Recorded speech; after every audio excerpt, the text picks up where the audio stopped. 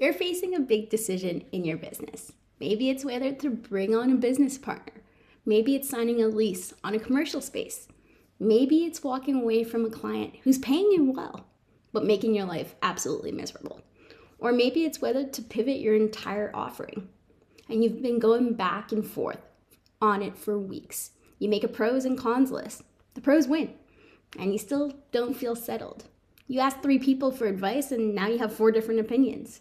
You lie awake at night, running the same scenarios on repeat. Here's what I've learned working in corporate settings with startups and public services that applies to every business owner. That feeling isn't a lack of information. You probably have enough information. What you're missing is a framework to process it. In this video, I'm going to walk you through the exact 5-question decision audit I use with my clients when they're stuck on a big call. By the end, you won't just feel clearer. You'll know how to make this kind of decision faster, more efficiently, every single time going forward.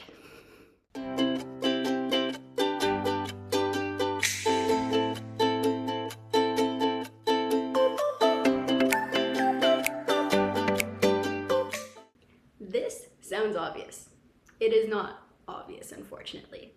Most people come to me saying, I need to decide whether to hire someone. But when we dig in, the real decision is actually, I need to decide whether my business is ready to scale. And hiring is one of a possible response to that. Those 2 completely different decisions with 2 completely different sets of criteria. So before anything else, write down the decision in one clear sentence. Not the context, not the backstory, just the decision. If you can't write it in one sentence, you're not ready to make it yet. You need to keep clarifying until you can. This step alone dissolves about 30% of the confusion people come to me with. They realize they've been agonizing over a symptom, not the actual choice. Pause the video right here. Write your decision down. Make it clear. What are the real costs of each option? And I don't just mean money, although we are absolutely going to look at money. For every option on the table, I want you to think through 4 types of cost: financial, time, energy, and opportunity. So let's start with financial. What does this actually cost to execute? Again, be specific, not a ballpark, a number. Doesn't have to be the precise dollars and cents. It just needs to be specific enough that you can make an educated decision about it. Next, time cost. How many hours, weeks, even months of your capacity does this consume? That has a price to it. You are the price. And it's very, very important to know when you are worth it and you are not worth it. Third, energy costs. This is the underrated one. Some decisions are technically affordable, but they'll drain you in a way that affects everything else. That's a real cost. And we need to be very, very careful about it.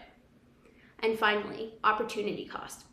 What are you giving up or even delaying by choosing this option? What door closes in order for another one to open? Is that the door you actually want to open? When you lay this out for every option, not just the one you're leaning towards, a lot of decisions make themselves, because you realize option B isn't actually cheaper. It's just cheaper financially. In every other dimension, time, energy, and opportunity, it actually costs more. Therefore, option A may be the right way to go. What does this decision need to be true to work? That's my favorite question in the whole framework, and the one that most people never think to ask.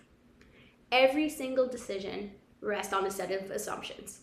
If I hire this person, I'm assuming revenue will grow enough to cover their salary. If I sign this lease, I'm assuming my client base will be stable enough to justify a fixed cost overhead. If I turn down this contract, I'm assuming I can replace that revenue with more revenue within X months. Write down those assumptions, all of them, every single one of them. Anything that comes through your head, write it down. And then ask yourself, how confident am I that each of these is actually true? Which ones am I just hoping are true? And which ones are we gut checking? And which ones are we just kind of throwing them out and hoping they hit a dartboard? Because the assumptions you're least confident about, those are your actual risk. And now that they're named, you can do something about them. You can test them. You can build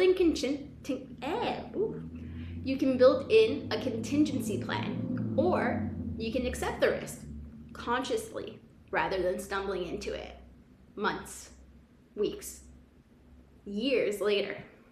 This is the step that turns a gut decision into a grounded one. And truthfully, one of the most important things that you will have to ask yourself when you're making a big decision. So, talking about our guts, what does my gut know that the spreadsheet doesn't? I know, I just spent the last several minutes telling you to get analytical, and I meant all of it.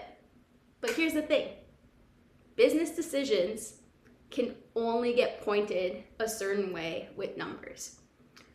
Something in you can still say, I don't think this is gonna work. And that something deserves to have an opinion. Your intuition is pattern recognition. It's your brain processing a huge amount of experience and context faster than your conscious mind can articulate. It's not always right, but it's not always wrong. So, after you've done the analytical work, check in with your gut. Does this decision feel aligned with where you actually want to take the business? Does it feel like you? Or does it feel like you're trying to be someone else's version of successful? Is there a specific thing you're afraid of that you haven't named yet? Or is your gut just telling you something's wrong and you need to dig into it further and try to go through each and every step to figure out at what point do you feel like your gut goes, okay, we can do this now. Sometimes the gut check confirms the data. Sometimes it surfaces a concern you hadn't even thought of yet. Either way, you want to know, does your gut agree with the spreadsheet? Finally, can I live with being wrong? I know, being wrong sucks, but this is the question that closes the loop. Here's the truth. Sometimes you'll make the right decision with all of the available information, and it's still gonna not work out the way you planned. Because everything in the world is uncertain, and business is uncertain, and that is just the reality. You're making decisions with what you had available at the moment. Sometimes it works, sometimes it doesn't. Big hoopla. So for each option, ask yourself, if I choose this and it doesn't work out, if the hire doesn't plan out, if the lease becomes a burden, if the pivot flops, what happens? Can the business recover? Can I recover? Is this a setback or is it an absolute catastrophe? If the downside of being wrong is survivable, that is critical information. It means you can move. If the downside is genuinely catastrophic, that's also important information. It means you need to either become even more certain before you proceed, or much more protective around the structure that you're making this decision in. Either way, you're no longer hoping just for the best. You've looked the risk right in the eye and made a choice with your eyes, your gut, and your analytics. That's what confident decision making actually looks like. Not fear, clarity. So let's recap the decision audit. 5 questions, every single big decision.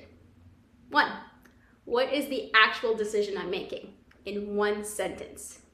2, what are the real costs of each option? Financial, time, energy, and opportunity. 3, what does this decision need to be true to work? And how confident am I in those assumptions?